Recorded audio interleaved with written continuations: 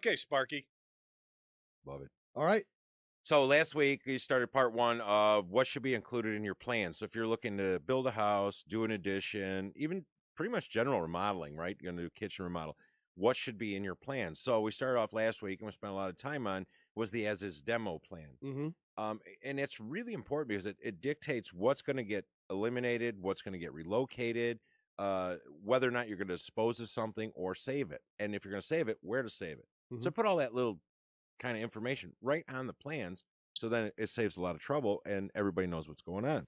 And your quotes will not be exact, but everybody's bidding off the same thing then. Right. So it's a great place to start. So the next thing you're gonna want to have in your plans, you should have like electrical fix. You want schedules. So it's selections. So just because you got somebody to draw it, or even if you're working with a contractor, and that's why like Ron and I mean, when you're design build, it's awesome because we sit there, we do the drawings. Now, I'm going to send you out. I'm not even bidding it yet. I'm going to send you out. I'm going to send you to my appliance store. I'm going to send you to Ferguson or Crawford to pick all your fixtures and everything. Once you've made all those choices, we put those in the schedules, and I can give you a hard number. Because if you just send plans out, I'm going to give you allowances. Now, there's nothing wrong with allowances other than, I can make the contract price look good because I can give you really low allowances. Right. And then you're going to get backdoored. And nobody likes that. It's just like when the flam shooter goes bad in the back end of your transmission. Yeah. Guys like, you need a new one. Right. I didn't know I had one. Apparently I need a new one. I don't know nothing about transmissions. So you're just going to pay the guy the $1,000, right? And then find out that there's no such animal. Well, you can spend $200 on a toilet. You can spend $5,000 on a toilet. Been there, done that. Yeah. The Toto self-flushing bidet. Right, with music? Yeah. I think 3 in the last month. With music? Sure. Yes. You walk up, they open. It's got scent. It like puts out a Febreze for you. Yeah. All toilets have scent.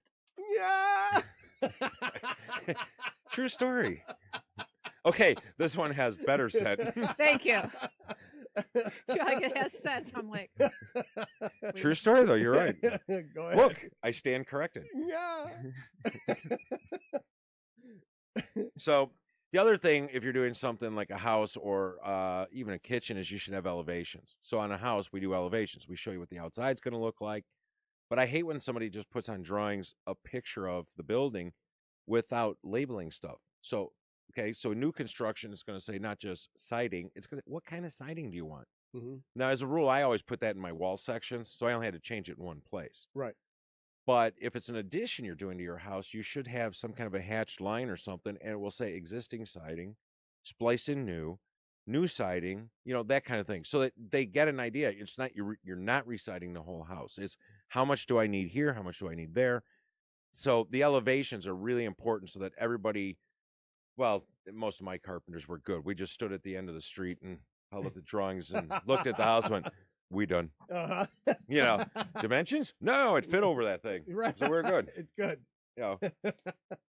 But yeah, you have to have the specific materials called out when you do. And like I said, you could either do it on elevations, which I don't like doing it on the elevations because you should have, like in a house, you'd have front, rear, left, and right, full. Yep.